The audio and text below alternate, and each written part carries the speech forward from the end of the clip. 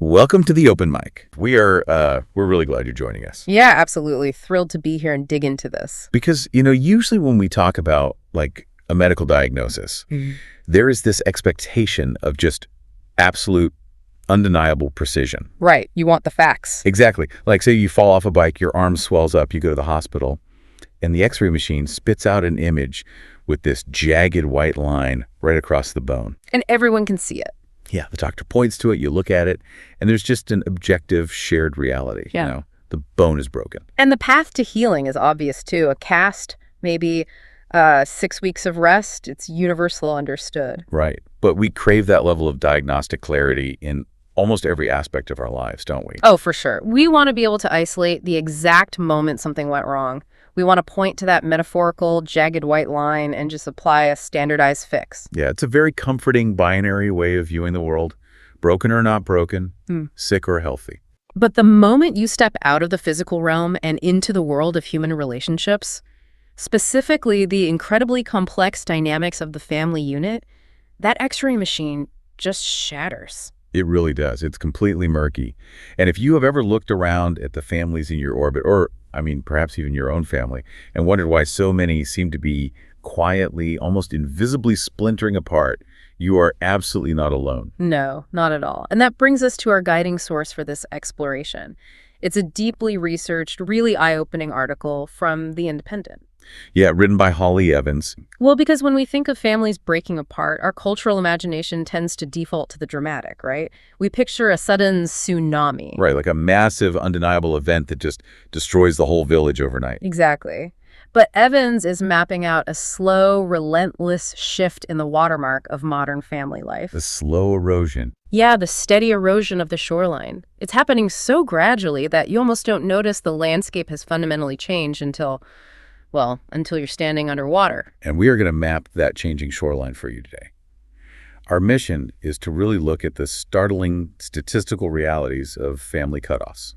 And the underlying psychological drivers that researchers are identifying now. Right. And also the massive role that modern culture plays in severing these family ties. We're talking everything from the algorithmic echo chambers of TikTok to the hyper-public celebrity feuds splashed across the tabloids. Because the goal here isn't just to prove that families are fracturing. We know they are. We want to dissect why the very nature, the actual anatomy of these fractures has fundamentally changed. Yeah, it's different from previous generations. And to ground that massive sociological shift, Evans does something really vital in her reporting. She anchors the data in a very intimate, highly detailed human story. Which is so important. Societal trends are abstract, right? But a mother and a daughter, that's tangible. Very tangible.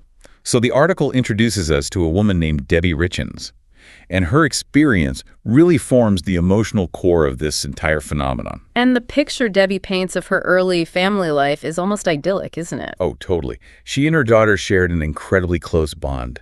Debi actually describes her as the sweetest, loveliest girl you could ever wish to have in your world. Wow. Yeah, and this wasn't just an isolated, insular bubble of two people.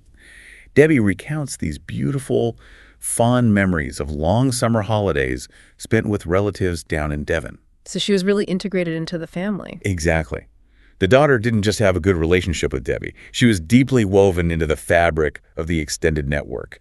Debi's parents, the siblings, the cousins, everybody. Establishing that baseline is so critical for understanding the modern iteration of estrangement. Also. Well, historically, when sociologists studied family severances, they were usually looking at environments that were chronically hostile from the very beginning. Oh, like documented histories of abuse. Right. Cases where there was overt abuse, neglect, or just profound dysfunction. But Debi's story challenges that stereotype completely. Because they had a good start. Yes. There was a solid foundation of love, shared history, and geographical closeness. The family unit was, by all conventional metrics, functioning beautifully. Right up until the turning point. Yeah. Which arrives when Debi's daughter is 14 years old. That's when Debi separates from her husband and leaves the family home. Yeah. And according to Debi, the atmosphere changed almost overnight. The warmth just vanished. But it wasn't a sudden clean break, was it? It wasn't like the daughter packed her bags and never spoke to her mother again. No, not at all. It was a grueling, protracted deterioration. Debi describes the aftermath of the separation as just years of walking on eggshells. Which is exhausting. Totally exhausting. She was grieving the end of her marriage, her emotional state was fragile, and she describes her desperate attempts to maintain a connection with her teenage daughter as, quote, climbing Everest and continually sliding backwards.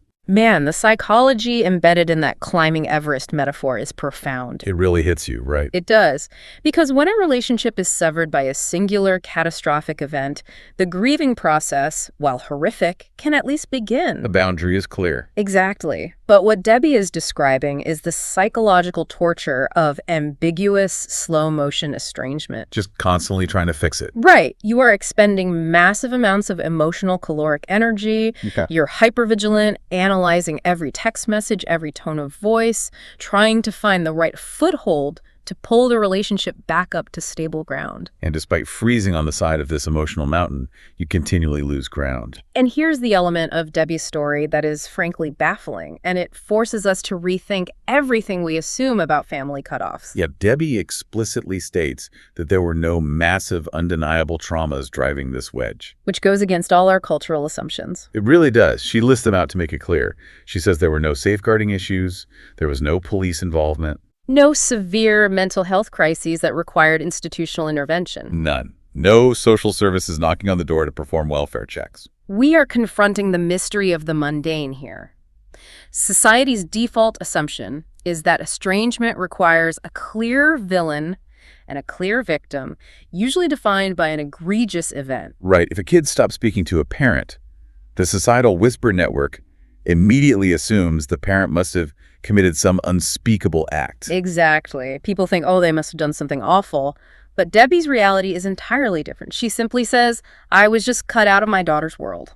You know, it makes me think about this slow motion estrangement, like a microfracture in a house's foundation. Oh, that's a good analogy. Right, because you don't see it happening. There is no massive Richter scale earthquake that you can point to and say, that is the exact second the house broke. You just notice one day that the floors are slightly slanted. Yeah.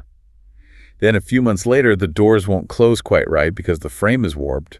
And eventually, you're left standing in the yard, looking at this seemingly structurally sound house, wondering how it managed to collapse entirely from the inside out. Exactly. The microfracture concept is the perfect lens for this, because a microfracture doesn't happen due to one catastrophic impact. It happens due to persistent, low-grade stress over time, combined with a fundamental vulnerability in the material. And the fact that there was no earthquake in Debi's home is exactly what makes her situation so representative of this rising tide. Going back to your opening X-ray analogy, the X-ray doesn't show a clean break. It shows a web of hairline cracks that eventually compromise the whole bone. And this single painful story of a mother and daughter in the UK isn't some rare anomaly that Evans just dug up for emotional effect. No, it's a microcosm of a massive, quantifiable societal shift. Yeah, if we zoom out from Debi's living room and look at the broader demographic data, the numbers reveal just how widespread this Everest has really become. We are talking about millions of families across the globe navigating these exact same microfractures. So let's get into the data Evans pulls into the piece. She cites a YouGov poll conducted in August of 2023, and this focuses specifically on American adults. And the numbers are staggering. 38% of American adults report being currently estranged from a family member. 38%. To contextualize that, it is more than 1 in 3 people. That's huge. It is. Think about it. If you are sitting in a crowded restaurant or a movie theater or riding a subway car, a massive portion of the people sitting around you are carrying the invisible, silent weight of a severed family tie. It is statistically more common than many major medical conditions. It really is. The poll also breaks down the demographics of this divide, and the specific relationships being severed tell their own story. Right. Who is actually cutting off whom? Well, of that 38% who are estranged, the most common cutoff is actually between siblings. That's fascinating. 24% report being estranged from a brother or sister. Then 16% are estranged from a parent, and 10% are estranged from a child. The sibling statistic is particularly revealing about the mechanics of family friction, I think. How so? Well, from an evolutionary and sociological standpoint, siblings are supposed to be our longest lifelong relationships. Right. They outlive our parents. Exactly. And they know us longer than our spouses or our children ever will, but they are also the relationships where the fiercest competition for resources takes place. Oh, like parental affection or financial support or an inheritance. Yes. Add in the stress of caring for aging parents, where one sibling often feels they're shouldering the entire burden while the other just disappears, and you have a highly combustible dynamic. Yeah, and the childhood roles too. The responsible one, the favored one, the rebel, those calcify into adulthood. And the friction eventually sparks a permanent fire. And the article makes it clear this isn't just an American phenomenon driven by, U.S. cultural quirks. Yeah.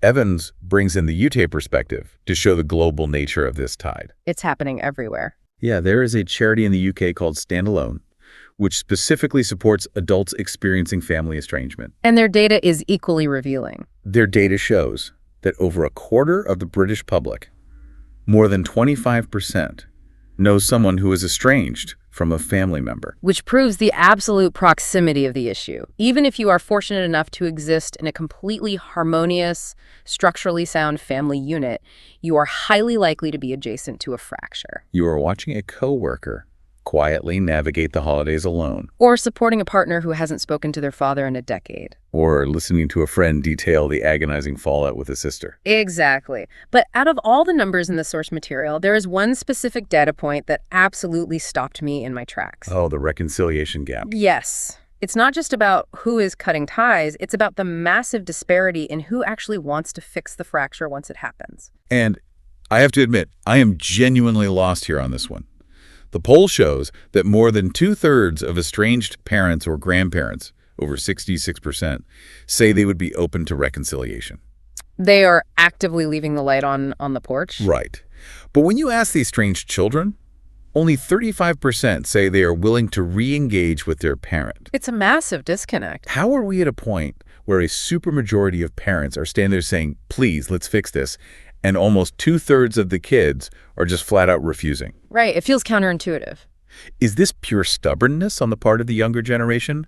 Or am I just fundamentally misunderstanding how these two different demographics even define the word family? You are hitting on the exact philosophical tectonic plate shift that is causing these earthquakes. Okay, lay it on me. It is not just that they are angry at each other over a specific incident. They're operating with entirely different, fundamentally incompatible definitions of what a family relationship is actually supposed to be. Really? Like totally different definitions? Yeah, entirely. To understand why that 66% to 35% gap exists, we have to look at the historical evolution of the family unit. Oh, For the vast majority of human history, up through the mid-20th century, the family was an economic and survival necessity. you literally needed them to survive. Exactly. The older generation was raised in an era and inherited the values of an era where the institution of family was an unbreakable covenant. Duty, loyalty, and blood ties were the paramount virtues. Right, so you tolerated difficult, even toxic behavior from your parents or siblings because the collective survival of the family was more important than your emotional fulfillment. Precisely. Therefore, the parent, representing that older philosophy, views the open door as an obvious reality. They believe the relationship must exist by default of shared blood. So they are willing to reconcile because, to them, the alternative is a violation of the natural order. Yes. But the younger generation, the ones making up that 65% refusal rate, has been raised in a post-industrial, highly individualistic therapeutic culture. They don't rely on their extended family to survive financially. Right. They view family not through the lens of unbreakable obligation, but through the lens of individual mental health, emotional safety, and personal boundaries. Wow. Okay. So for them, a family relationship is essentially a social contract. A social contract based on mutual respect and positive emotional return. And if that contract is continually violated, or if the relationship causes severe psychological distress, the younger generation feels completely culturally empowered to terminate the contract. Blood does not override boundaries for them. That reframes the entire data set for me. The parent looks at the situation and sees an open door that the child should simply walk through out of duty. Because they're family. Right. But the child looks at that exact same open door and sees the boundary they have painstakingly erected for their own psychological protection. And walking back through it feels like a regression. A violation of their own mental health. But, looking at these massive numbers, 38% in the U.S., 25% proximity in the U.K., I have to push back on the premise just a bit. Please do. Are we actually seeing a true, objective rise in the physical severing of family ties, or are we simply witnessing the death of a stigma? That is the big question. Right. Have families always been this deeply fractured? But in 1955, you just hid it better. You told the neighbors your brother moved out west, and you never spoke of him again to avoid the societal shame. Just swept it under the rug. Exactly. And today, you just tick a box on a YouGov poll. So is the tide actually rising, or have we just finally turned on the lights to see how high the water has always been? It is a phenomenal question, and sociological researchers grapple with this constantly. The consensus drawn from the source material is that it is a powerful compounding of both factors. So it's both. Yes. The fading stigma is absolutely playing a massive role. The myth of the perfect, flawless nuclear family, the 1950s sitcom ideal, has been thoroughly dismantled. People are no longer willing to suffer in silence to maintain a facade for the neighborhood. Exactly. However, experts argue there is also a genuine, quantifiable acceleration in the actual severing of ties. And why is that? It goes back to that economic mobility we touched on. We are more geographically transient than ever before. We move away. Right. We don't live in the same village as our parents. We move across the country or across the globe for university or employment. That physical distance lowers the friction cost of estrangement. Oh, that makes so much sense. Yeah. It is much easier to quietly stop returning phone calls to a parent who lives 3 states away than it is to avoid a parent who lives at the end of your street. And attends your local grocery store. Exactly. The threshold for what justifies walking away has lowered simply because the logistical difficulty of walking away has vanished. Out of sight, out of mind. So the data paints a clear picture of who is estranged, and it highlights the profound philosophical gap in how many want to fix it. But numbers alone are cold. Very cold. You can't just read a demographic breakdown and truly understand the human trigger points. To comprehend why a specific family structure finally cracks, we have to look at the catalysts. The specific moments that push a relationship from strained into severed. And the reasons cited in the article are incredibly varied. They span the entire spectrum of human conflict, from the horrific to the seemingly trivial. What are some of the broad reasons Evans lists? Well, they include difficult divorces, which we already saw the initial hints of in Debi's story. Right. They include intense conflicts over financial issues, such as disputed inheritances or borrowed money. Money always complicates things. Always. They cite blatant parental favoritism, the incredibly complex friction of blending families after second marriages, and then, of course, the severe, undeniable traumas. Alcoholism, substance abuse, physical or sexual abuse. Yeah. And among all of these, the sources also explicitly list differing political beliefs as a major growing catalyst. Which is a remarkably modern addition to the list of primary family fracturing catalysts. It really is. And I want to be really clear with you listening right now. We are looking at this purely from a sociological standpoint, just reporting what's in the source material. We're not taking a stance on which political side is right or wrong to cut the other off. We're simply observing what the data shows. Right. Regardless of where a family falls on the political spectrum, the friction of modern polarization is acting as a major accelerant. It's no longer a matter of simply voting for different tax policies. No, political affiliation has become so deeply intertwined with fundamental moral identity that families are finding it impossible to sit across the dinner table from someone they view not just as incorrect, but as morally incompatible. The political polarization aspect perfectly illustrates how broader societal echo chambers infiltrate the private sanctuary of the dining room. It does. But what is truly revealing for our deep dive is returning to Debi's story to examine how a catalyst actually plays out in real time. Because the vast majority of these 38% of estranged Americans aren't dealing with headline-grabbing betrayals, right? No, they are dealing with the slow burn. Exactly. Let's look back at Debi. Even after she separated from her husband when her daughter was 14, and even after the atmosphere turned cold and the relationship became a grueling climb up Everest, Debi was still actively trying. She was. The timeline shows that she supported her daughter through a pregnancy in 2014. She visited her in the hospital when the baby was born. There was still a tether. It was frayed, it was tense, but the tether existed. They were still fundamentally in each other's lives. But the relationship remained deeply strained. And then came the final straw. And what was it? It wasn't a screaming match over a stolen inheritance. Yeah. It wasn't an explosive confrontation over political ideology. It was a comment over a wedding dress. A wedding dress. Yes. A seemingly mundane, entirely unremarkable comment over a wedding dress. And that single comment catalyzed a catastrophic chain reaction. It did. The comment led her daughter to publicly criticize Debi on social media. Oh, bringing it online. Yeah, and the online criticism escalated the tension exponentially, and eventually Debi was entirely uninvited from the wedding ceremony. That had to be devastating. Debi told The Independent, "I was so emotionally distressed that I cried for 3 solid days." And that wedding dress incident was the breaking point. It was. It has now been a decade since they last properly spoke. 10 years of absolute silence, triggered by an interaction in a bridal boutique. From a psychological standpoint, this is a textbook example of what family therapists refer to as a pressure cooker event. A pressure cooker. Yeah. Major life transitions, weddings, pregnancies, the birth of a first child, funerals, major geographic moves. They act as incredible stress multipliers within a family system. Oh, I see. There are moments of intense identity shifting. The daughter is shifting from her family of origin to creating a new family unit with her spouse. Right.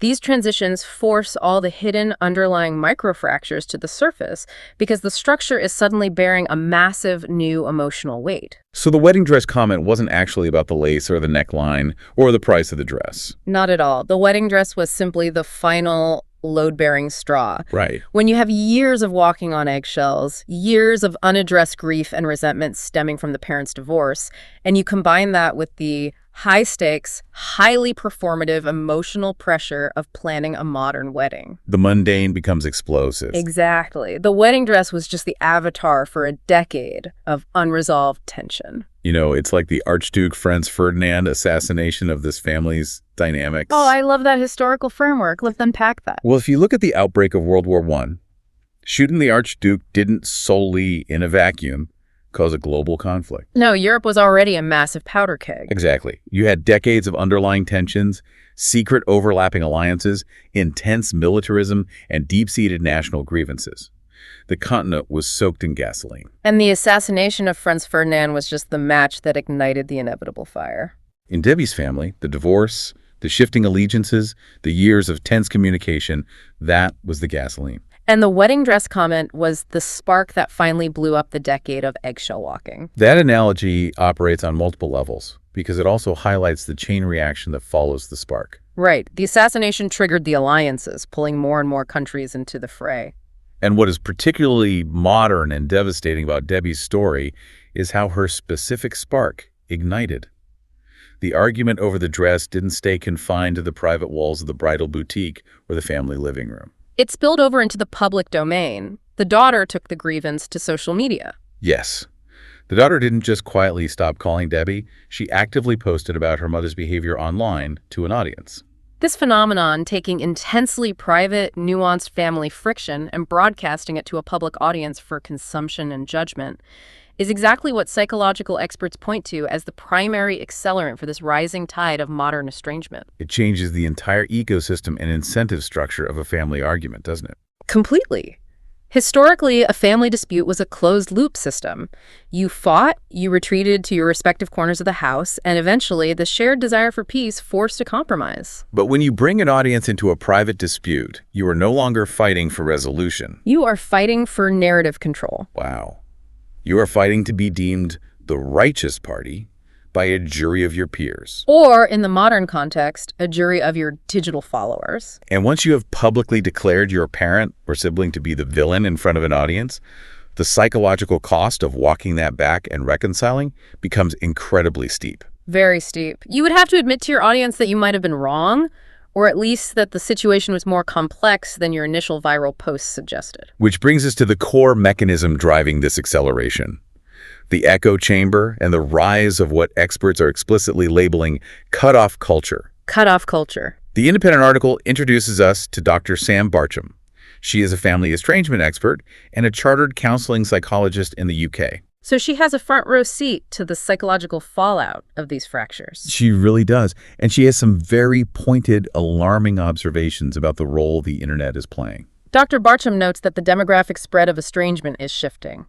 Specifically, she observes that the number of younger people, young adults and teenagers cutting ties with their family members appears to be disproportionate. Is proportionate, meaning the sheer volume and rate at which ties are being permanently severed by the younger generation seems to be vastly outpacing the actual occurrence of severe objective trauma. Yes. And the article points to a fascinating and slightly terrifying digital reality that explains this disproportionate rate. TikTok. Exactly. If you open TikTok right now and type the phrase "cut off family" into the search bar, you won't just find a few isolated vloggers. No, you will be hit with an absolute deluge. Hundreds, thousands of videos of young people sharing their personal stories of ending contact with relatives. And the language is incredibly uniform across these videos. They universally label the discarded relatives as toxic or narcissistic. But the real power isn't just in the videos themselves, it's in the comment sections beneath them, isn't it? That's where the real reinforcement happens. These creators are building vast, fiercely supportive digital communities right there in the comments. Strangers, validating strangers.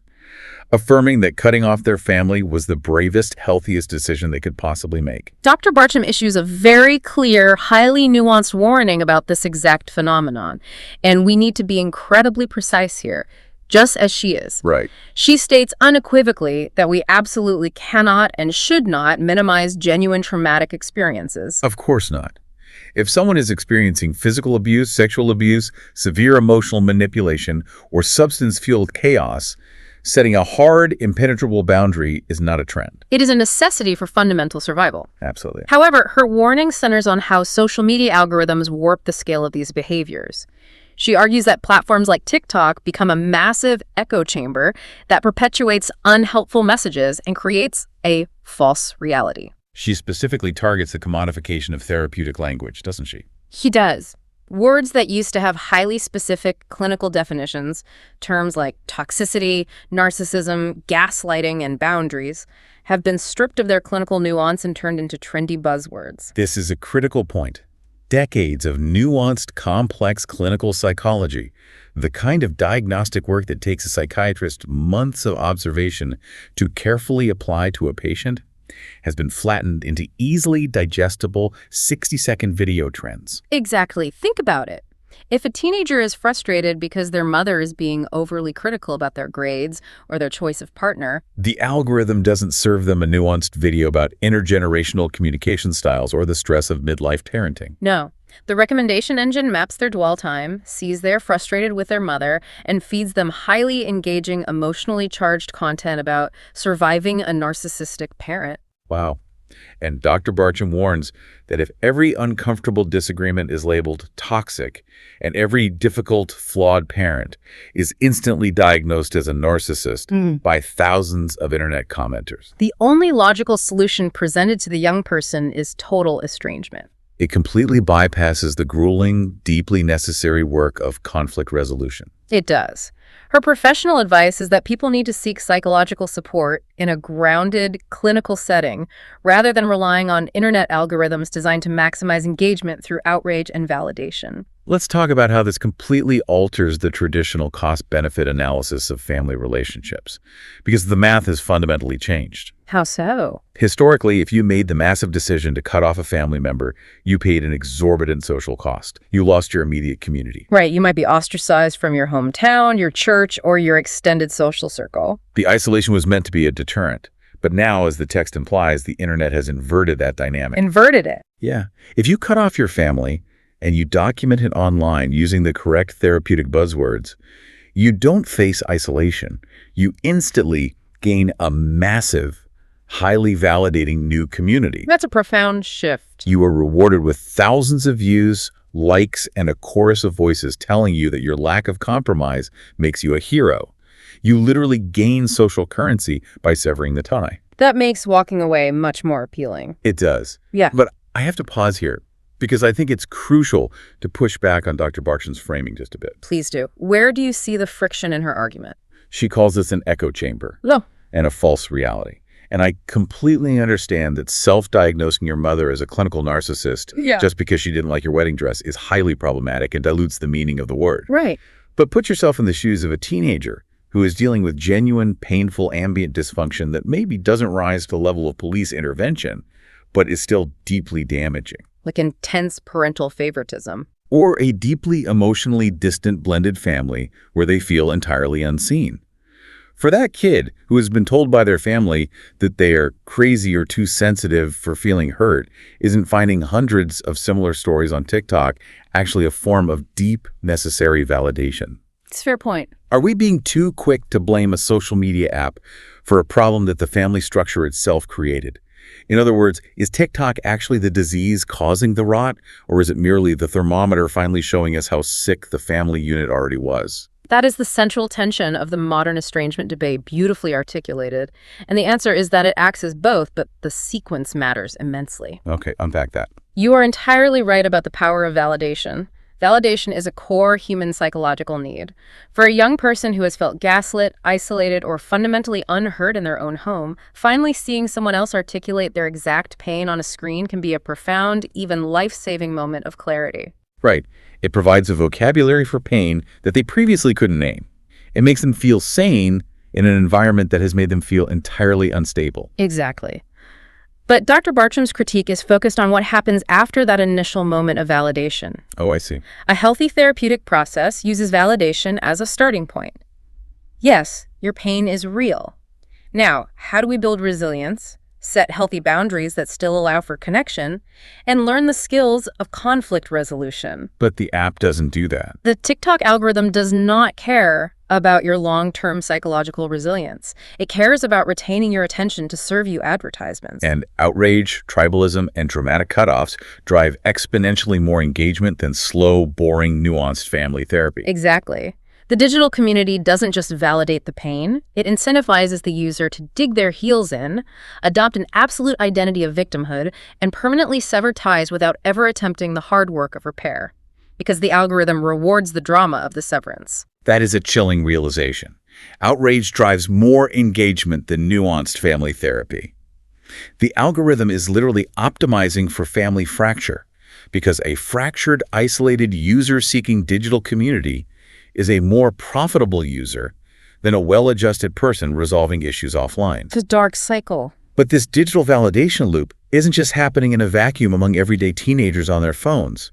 It is a direct reflection of a behavior that is being modeled for us from the very top of the social hierarchy. Oh, the celebrity mirror. Yes.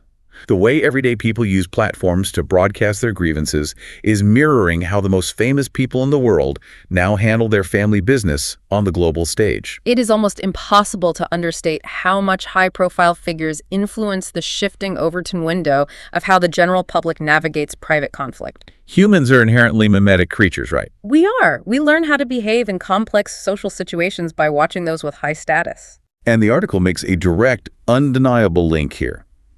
The public's insatiable, almost voyeuristic interest in celebrity drama is acting as a massive heightening factor for the family estrangement discourse. We are watching the richest, most privileged, most visible people on Earth publicly tear their families apart. And it normalizes the behavior for society at large. Let's weave together the specific case studies the article provides, because they perfectly illustrate this escalating trend. Let's do it. The sources point to the Beckhams. In January, Brooklyn Beckham made global headlines with a highly publicized attack on his parents, David and Victoria Beckham. Oh, yes. Brooklyn essentially accused them of giving a distorted, unfair version of events regarding his marriage to Nicola Peltz Beckham. And in the press, he explicitly stated he did not wish to reconcile with his family. Stop and look at the parallel to Debi's story there. It's the exact same catalyst. A wedding. Precisely. It proves the universality of the pressure cooker. Whether you are global sports and fashion royalty like the Beckhams with unlimited resources and PR teams, or a mother from the UK like Debi, the flashpoints of estrangement are remarkably identical. Weddings, the introduction of new spouses. The blending of new allegiances and the perceived threat to the family of origin. But the Beckham incident is just the tip of the spear. The article highlights an even more profound institutional fracture. The British royals. The rift between Prince William and Prince Harry. A massive historic rift. A rift that wasn't just rumored in the tabloids, but was actively fueled and detailed by Harry himself in his global best-selling memoir, Spare. He laid out every grievance, every perceived slight, from physical altercations to disagreements over, yet again, a wedding. Always a wedding. And of course, his wife, Meghan Markle, is famously estranged from her own father, Thomas Markle. Right, that fracture became permanent after Thomas staged paparazzi photographs in the lead-up to the 2018 royal wedding. The pattern is undeniable. What is truly revolutionary about these celebrity case studies is not that they are fighting. Famous families have feuded since the dawn of celebrity. What has changed then? What has changed is the medium through which the estrangement is executed and consumed. Think about how this worked in the past. If a famous family, say the Kennedys or old Hollywood royalty, was experiencing a massive internal rift, the primary goal was containment. Keep it quiet. It might be the subject of hushed rumors, but the family themselves would present an impenetrable united front to the public. They would issue a bland no comment. But today, the estrangement itself is the content. The private pain has been monetized and weaponized in the public square. Prince Harry wrote a lucrative memoir specifically about his family grievances. Brooklyn Beckham gave interviews to control his narrative. Thomas Markle collaborated with the paparazzi. The modern celebrity doesn't hide the fracture, they build a brand on it. It's like these celebrity feuds have created a strange, highly visible reality TV template for everyday people. A script. Yes. It provides a literal script for how to execute a family cutoff. Because of the celebrity mirror, a young person doesn't just quietly stop talking to their parent anymore. They feel a cultural compulsion to issue a statement. They have to write a long, multi-paragraph Instagram post. Or make a tightly edited TikTok video to control the narrative. They have to cast themselves as the brave, boundary-setting hero and their family as the toxic, narcissistic villains, because that is the exact narrative arc they've watched the Royals and the Beckhams utilize. You've hit on the exact danger. The gamification of estrangement. Gamification, wow. When you view your family conflict through the lens of a public relations battle, reconciliation becomes almost impossible. Right, because you've staked your reputation on it. If you have spent a year publicly dining out on the story of your toxic family, monetizing your victimhood in the form of social media clout, the psychological and social cost of sitting across a table from them and saying, I overreacted, I'm sorry, let's fix this, is entirely prohibitive. You would lose the identity you've built. Exactly. However, the article does throw in one bizarre, fascinating anomaly on the celebrity front that offers a strange glimmer of hope. Oh, the Oasis reunion. Yes, Liam and Noel Gallagher. They are reuniting the band for a massive worldwide tour in 2025. This comes after an incredibly acrimonious, highly public split back in 2009. I mean, these two brothers practically invented the modern public feud. They hated each other visibly, loudly, and aggressively for over a decade. They treated vicious insults in the press endlessly. And now, against all odds, they're getting the band back together and sharing a stage. The Gallagher brothers proved that even the most venomous, deeply entrenched, decade-long public splits can theoretically heal. Yeah. The jagged white line on the X-ray can eventually calcify and fuse back together. But let's be realistic about the forces at play here. Oh, absolutely. Watching Liam and Noel Gallagher reunite might offer a nice headline, but for everyday people navigating the trenches of family fractures, the aftermath looks very different. Everyday people do not have a multi-million-dollar global stadium tour, incentivizing them to sit down in a room and hash out their differences. That is a crucial distinction. If there is a massive, life-altering financial imperative to reconcile, human beings can suddenly find a miraculous capacity for compromise and forgiveness. But for a mother and daughter arguing over a wedding dress, Or two siblings fighting over who has to clean out their aging parents' house, there is no stadium tour waiting for them if they bury the hatchet. There is no financial reward. there is just the hard, unglamorous, ego-bruising work of apologizing, admitting fault, and painstakingly rebuilding trust over years. Which brings us back, full circle, to the human core of this deep dive. When the dust settles, when the TikTok videos stop going viral, when the decade has passed, where does this actually leave the families living in the quiet aftermath of the cutoff? We return to Debi Richens in the present day. The article checks back in with Debi to see where the decade of silence has left her. And for her, reconciliation still feels like an impossibly long way off. The door is open, but her daughter is still entirely out of her life. But what is remarkable about Debi is that she didn't just sit paralyzed in the grief forever. She took that profound, ambiguous loss and channeled it into something proactive. What did you do? She actually trained and is now working as a trauma coach, specifically specializing in family alienation. Transforming pain into purpose. From a psychological standpoint, it is one of the most common and frankly most healthy coping mechanisms for dealing with what researchers term ambiguous loss. Let's unpack that term because it feels central to why this specific type of grief is so uniquely agonizing. Ambiguous loss is when a person is still physically alive, walking around somewhere in the world, but they are psychologically, emotionally, and practically gone from your life. To understand why ambiguous loss is so devastating, we have to look at how the human brain processes grief on a neurological level. Neurological level. The human brain is essentially a prediction machine. The amygdala, the brain's threat detection center, constantly needs to close the loop on information to signal to the nervous system that a threat has passed or a situation is final. Right. When someone physically dies, society provides rituals. We have funerals, wakes, mourning periods, people bringing casseroles to the house. Those markers help us. Yes, these physical communal rituals force the brain's hippocampus to update its internal map of reality. It tells the brain, this person is permanently gone. You can begin the slow process of adapting. But in the case of estrangement, the brain is denied that closure. Exactly. The person is physically alive. They might live a few towns over. You might see their face pop up on a mutual friend's social media. Because the physical reality of the person still exists, the brain cannot close the loop. It remains in a state of chronic vigilance. Essentially, a low-grade fight-or-flight response, constantly searching for the missing person. There is no ritual for a child who stops calling. There is just an empty chair at the holiday table and an agonizing lack of finality. By becoming a trauma coach, Debi is essentially creating her own ritual. She is building a structure to contain an incredibly unstructured, chaotic grief. And because she now works mainly with other mothers and grandmothers in similar situations, she isn't just a single data point anymore. She has this incredible wide-angle perspective from the trenches. She is watching the tide roll in every single day in her practice. And what does she say about it? She tells The Independent that she has massively seen a rise in this phenomenon. But what is most striking is her diagnosis of the culture surrounding it.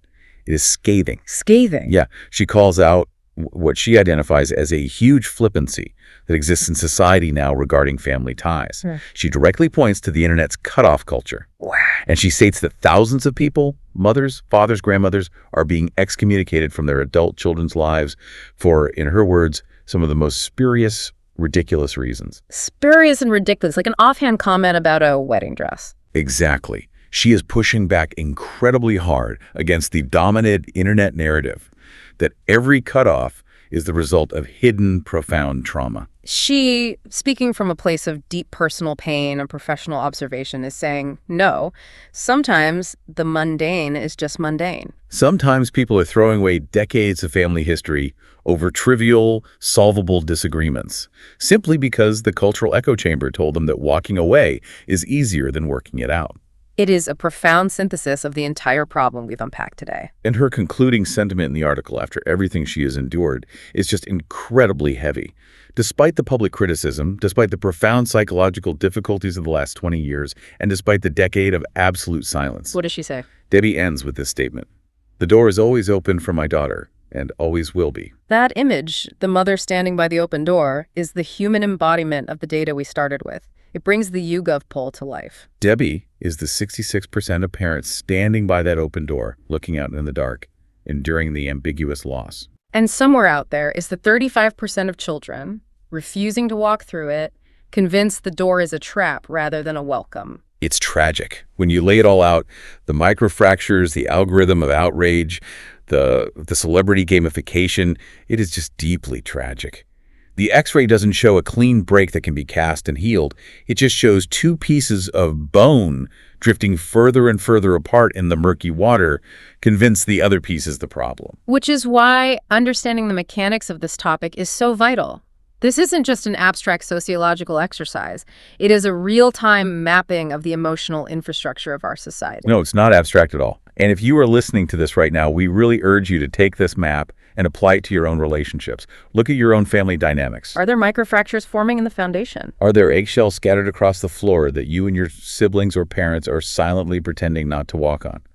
Are you avoiding the difficult, messy conversations because the internet has convinced you that it's easier and healthier to just pull away? Therapists talk about a concept called rupture and repair.